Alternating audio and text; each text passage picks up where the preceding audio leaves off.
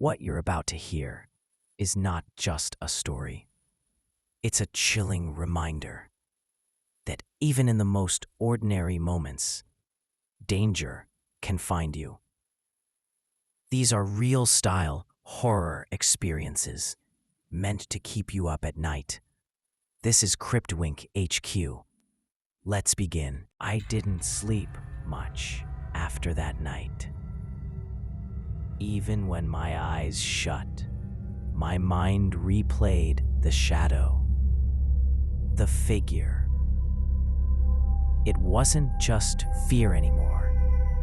It was anticipation.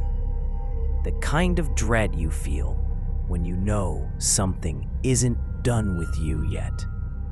For the next few weeks, I tried to keep myself grounded. I went to work, spent time with friends, and forced myself to talk about anything but what I'd seen. But West Virginia has a way of reminding you that legends don't just disappear.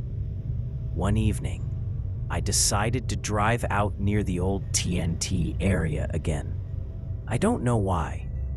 Maybe it was morbid curiosity. Maybe it was the sick part of me that needed proof that I wasn't imagining it. The sun had already dipped low, leaving streaks of orange fading into a bruised purple sky. By the time I reached the old munitions domes, the light had nearly gone. That's when I heard it. Not wings, not footsteps, but a clicking sound, like something tapping against metal. I froze. My flashlight barely cut through the thick brush, but I kept hearing it. Tap, tap, tap, then silence. When I turned to head back, that's when I saw the reflection. Two faint red glows, hovering in the darkness. They weren't eyes that shined like an animal's. They weren't catching my light. They were emitting it. The hairs on my neck prickled as I realized how close they were, just beyond the reach of my flashlight beam. I couldn't move. My breath caught in my throat, and I felt the weight of something massive watching me. And then it stepped forward. The figure was tall, inhumanly tall. Its shoulders hunched forward like it carried the weight of centuries. The wings folded behind it, twitched, restless, stretching wider than I could comprehend. I wanted to scream, to run, to do anything, but my body betrayed me. I just stood there, trembling, staring into those burning red eyes. Then came the sound, a low hum, not like an animal, not like a machine. It was a vibration that seemed to rattle my bones. And through that hum, I heard something else, a whisper, not in English, not in any language I'd ever known, but I understood it all the same. I bolted. Branches whipped my face. The ground tore at my shoes, but I didn't care. I sprinted until my chest felt like it would collapse. When I finally reached my car, I slammed the door, shaking so violently that I dropped the keys twice before jamming them into the ignition. Headlights blasted the trees, and for a moment, I prayed I'd see nothing. But there it was, standing just beyond the reach of the light, still, watching. And then it simply folded into the dark, gone. The following days were worse. I'd wake in the middle of the night, heart pounding. Convinced that something was at my window, I'd find myself standing at the edge of a black field. The stars above weren't the ones I knew. They pulsed like living things. In the center of that field was a figure. Not always clear, not always solid, but the eyes, always the same, burning red. And each time, I'd hear the whisper again, 13, until one night, the voice said something different. I woke up drenched in sweat, heart hammering so hard I thought I might pass out.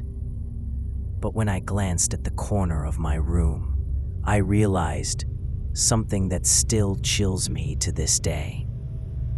I wasn't alone. It wasn't the Mothman this time. The figure was smaller, narrower, a man, or at least something shaped like one. He stood in the corner, unmoving, silent. His presence felt colder, sharper, and more human than the creatures. But when I blinked, he was gone. I didn't want to believe it, but the pattern was becoming clear. The Mothman wasn't alone. There was something else, something darker, something that didn't announce itself with wings or glowing eyes. A watcher, always present, always silent, letting the Mothman do the terrorizing while he simply observed. And that terrified me more than the creature ever could.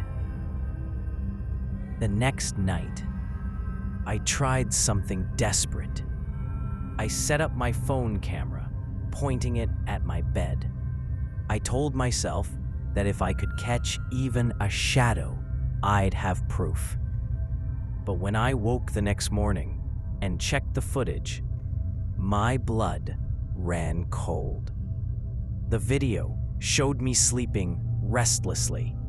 Nothing unusual at first, until the screen flickered. For one frame, just one, a face.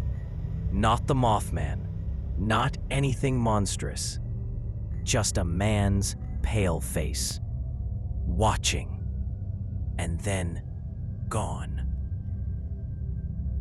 That was when I stopped trying to prove anything to myself. I stopped trying to rationalize it as folklore or hallucination, because deep down, I knew the truth. The Mothman wasn't a solitary legend.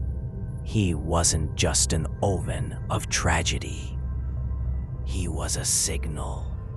And the silent watcher, the one who never moved, never spoke, was the true horror behind it all.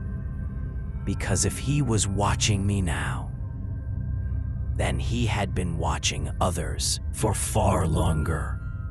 And I wasn't sure if anyone had ever escaped him. I didn't think it could get any worse. I thought the sightings, the whispers, and the sounds scratching at my window at night were the peak of my nightmare. But I was wrong. So unbelievably wrong. The night it happened, the night I truly understood that the Mothman wasn't the only thing haunting me. It started like any other restless evening in my small West Virginia home. I sat in my living room, the lights dimmed, the curtains drawn. My heart had been pounding for weeks now. Every night, without fail, I'd wake up to the sound of wings outside, sometimes scratching on my roof, sometimes brushing against the siding of the house. But that night, it was silent. Too silent. I should have felt relieved, but instead the silence felt heavier than the noise. Like the quiet that comes right before a tornado touches down. I remember whispering to myself, if it's not here tonight, maybe it's finally gone. But deep down, I knew better. It started at exactly 12:13 a.m. I know the time because I stared at the clock, frozen, as the scratching began again. But it wasn't at the window this time. It was inside. The sound came from the hallway. At first, I thought maybe an animal had somehow broken in. A raccoon, a stray cat, even a rat. Anything would have been better than the truth. But as I stepped closer, the scratching stopped. And then came the footsteps. Slow, heavy, deliberate. Like something was waiting for me at the end of the hallway. I gripped the nearest thing I could find, an old wooden baseball bat I kept by the couch, and crept forward. The hallway was darker than usual, like the shadows had deepened somehow. I forced myself to keep moving until I was halfway down, and then I froze, because at the very end of the hall, I saw it. Not the Mothman, not yet, but a tall figure, thin, motionless, its face completely obscured in the dark. I blinked, and just like that, it was gone. I should have run. I should have bolted out the front door without looking back. But before I could even turn around, the sound of wings erupted outside my house, so loud it shook the windows. The Mothman was back. I realized something that night. The Mothman wasn't alone. Every time I'd felt watched inside my house, that wasn't him. The scratching, the hallway figure, the cold breath I sometimes swore I felt on the back of my neck, that was something else. Something I didn't have a name for. I darted back into the living room, locking the front door, locking the back door, checking every window. But as I passed the mirror by my kitchen, I saw him. Not the Mothman, the Watcher. A pale face with empty eyes, staring at me from just over my shoulder. When I spun around, nothing was there. I lost it. I remember shouting, swinging the bat wildly into the empty air, screaming for it to leave me alone. And then the sound stopped. Everything stopped. The house was dead quiet again, until my phone buzzed. It was an unknown number. At 12:33 a.m., hands shaking, I answered. For a few seconds, nothing. Just silence. And then, a voice. Not a voice like mine or yours. Not even a voice that sounded fully human. It was low, broken, like multiple people whispering all at once. It said, 13 years, 13 years, 13 years. The call ended. I dropped the phone, heart racing, when suddenly the windows all shook again. I could hear wings slamming against the roof, claws scraping at the wood. And then from down the hallway, the footsteps returned. Only this time, they were running. I didn't think. I just bolted out the front door, barefoot, into the cold night. The sky was blacker than I'd ever seen it. The moon hidden behind thick clouds. And there, standing across the street under the flickering streetlight, was the Mothman, its wings stretched wide, its eyes glowing red like burning coals. But beside him was the Watcher, still, silent, face pale, eyes black voids. They weren't fighting each other. They weren't enemies. They were together, like two sides of the same nightmare. And then, as if in perfect sync, they both vanished into the dark. I stumbled back inside, barely able to breathe. That was the night I realized the Mothman wasn't a lone curse that returned every 13 years. He was part of something bigger, something older, something I wasn't meant to understand. Because wherever the Mothman goes, the silent Watcher follows. And maybe he had been here long before the Mothman ever appeared.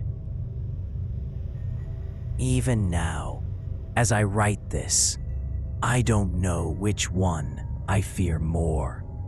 The creature with the wings and burning eyes, or the figure in the hallway watching in silence. But what I do know is this: I hear the footsteps again tonight, and the winds are back on my roof. 13 years might be the cycle for the Mothman, but for the silent Watcher, it never ends. I used to think horror was temporary, that no matter how bad things got, they would eventually pass. Storms end, wounds heal, nightmares fade once you wake up. But now, I've learned the truth. Some horrors don't pass, they stay, they wait, they watch. And sometimes, they come back. It was the final night of that cursed 13th cycle. The night the Mothman was supposed to leave me alone. At least, that's what the story said. I had counted down the days, the hours, even the minutes, like a prisoner waiting for release. But when midnight came, instead of relief, I felt an overwhelming dread. Because I realized, if he was leaving, then where was the Watcher? I decided to run. I couldn't take it anymore. The scratches, the wings, the calls, the footsteps. I grabbed my keys, threw a bag in the back seat, and sped out of town. The streets were empty, the houses dark. It felt like the whole town had given up long ago, leaving me alone with whatever hunted me.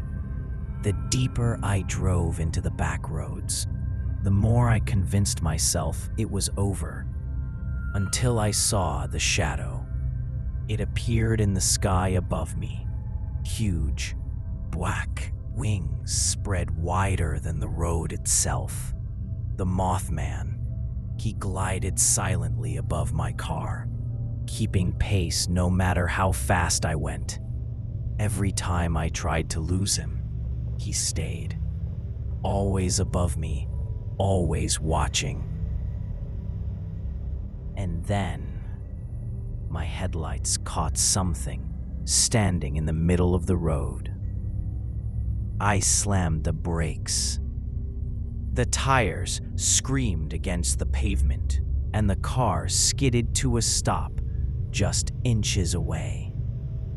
Standing there, lit up in the glow of my headlights, was the Watcher. Tall, pale, its face expressionless, its black eyes staring directly into mine. The world went quiet. No crickets, no wind, not even the sound of my own breathing. The watcher didn't move. It was like staring at two different nightmares that somehow belonged to the same dream. The Mothman, the omen, the beast, the thing that signaled death, and the watcher, the silent shadow that lingered, feeding on fear, waiting to take whatever was left. It hit me then. Maybe the Mothman didn't bring death. Maybe he only came to announce that the watcher was near. Like thunder before lightning. Like a warning before the real horror begins. The watcher stepped closer. The Mothman spread his wings. And me? I just sat there, frozen in my car, gripping the steering wheel, so tight my knuckles turned white. Then the watcher raised a hand and pointed directly at me. That was the first and only time it ever moved. I can't explain the terror I felt in that moment. It wasn't like being hunted. It wasn't like being threatened. It was like being claimed. The vanishing. The headlights flickered. The watcher took one last step forward and then vanished into thin air. Gone. The Mothman shrieked, a sound so loud it rattled the windows of my car.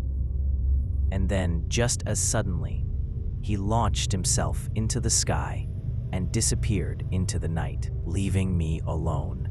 Or, at least I thought I was alone. I drove until the sun came up. Didn't stop. Didn't look back. By morning, I was miles away from that cursed town. I thought maybe it was over, that I had somehow survived the 13th year. But when I finally pulled into a motel and stepped out of the car, I noticed something. On the passenger side window were 5 long, pale handprints pressed into the glass from the inside. It's been months since that night, and I've moved 3 times since then. Different towns, different states, but no matter where I go, I still feel it.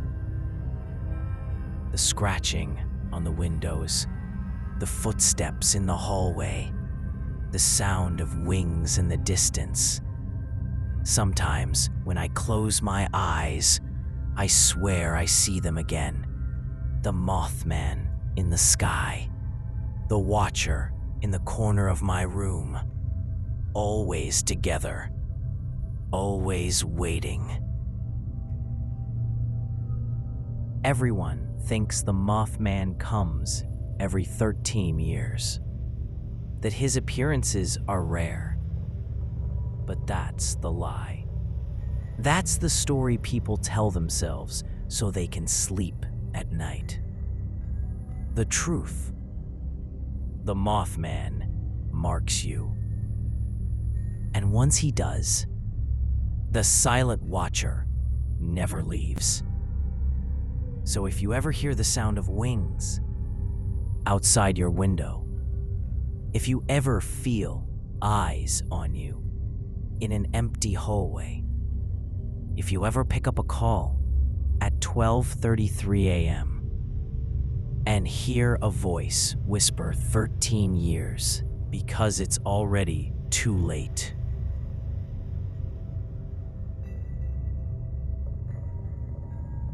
I don't know which one will come for me first. The one with the wings or the one with the eyes. But I do know one thing. They're not done with me. And if you're hearing this, they might not be done with you either. Remember, the scariest stories are the ones that feel real, and sometimes, when you think you're safe, someone might still be watching. If you enjoyed this story, share your thoughts in the comments below. This is Cryptwinkhq. Thanks for listening, and stay safe.